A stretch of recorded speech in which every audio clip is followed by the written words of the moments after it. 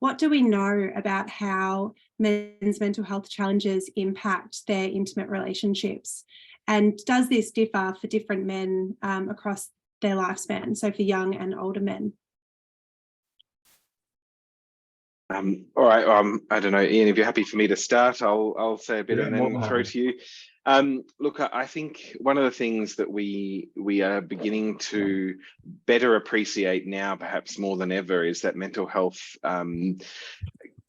mental ill health can pose challenges for men at all different stages across the lifespan. And while it may take different forms and be diagnosed in different ways, there are issues there for young adults right through to older people at the later stages of life. And so we see that play out through our relationships. And we know, as I said in my intro, that relationships provide a really strong supportive network for men, for anyone in a relationship to have that support when they're healthy and respectful relationships. However, they can also suffer as a result of or feel the strain of mental ill health. And at Relationships Australia, we're about to launch in 2 weeks' time a study that we've been doing over the last year of the state of relationships in Australia.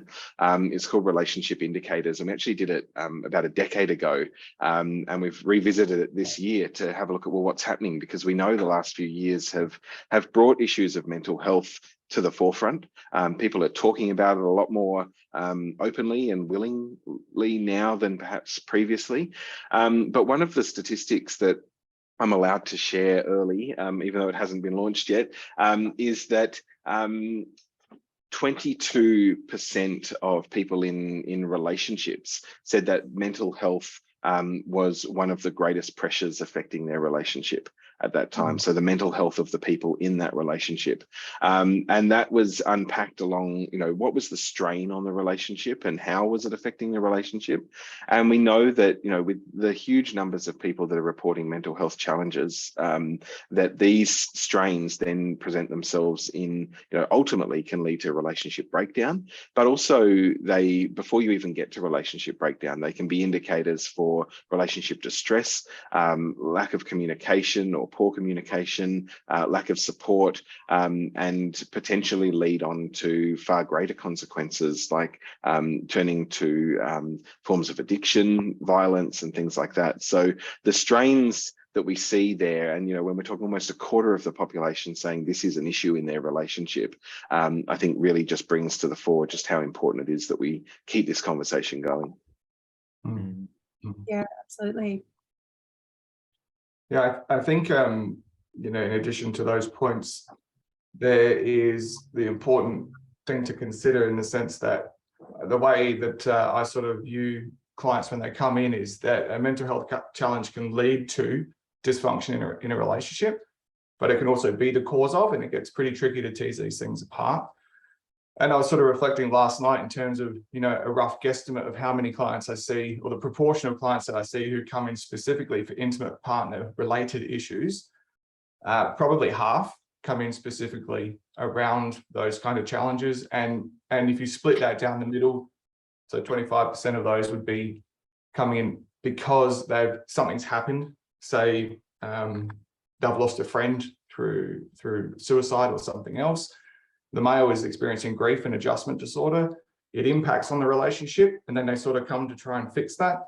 And then the other half would come in specifically because the relationship itself is really difficult. There might be communication issues, financial strain. Young kids in particular really put a strain on the family dynamic, and they find that very hard to navigate, and they'll come in specifically around relationships. So yeah, 50% around intimate partner relationships, and the other 50 have connectedness generally as a factor in the background, be it social connectedness or other matters there. In terms of whether different disorders have differential impact, I would say potentially yes, in the sense that we're looking at whether this is a historical pattern of problematic interaction. So if we looked at something like borderline personality disorder, for example, where there's a lot of intensity in and out and in and out, as opposed to an adjustment disorder, which is relatively time-bound and you can bounce out of it, but it can have devastating implications during the kind of grip of that. So there will be very different ways of working with people and very different trajectories into relationship to stress. And then on the flip side of that, if we look at neurodivergent individuals, so autistic or ADHD folk, they may generally have at times difficulty communicating with intimate partners as well as others, as also having challenges with interoceptive awareness, so being able to read and verbalize their own state. And that, that is a lifelong thing, but that can play out in terms of challenges in relationships too. So I do think we have to be pretty mindful of that, disordered, if you want to use that word, background, the nature of the disorder, and what the patterns of intimate relationships are like, how the challenges come up, how they deal with them, and then how we might go about helping people to sort of work into that space and get better outcomes from their investment in a relationship.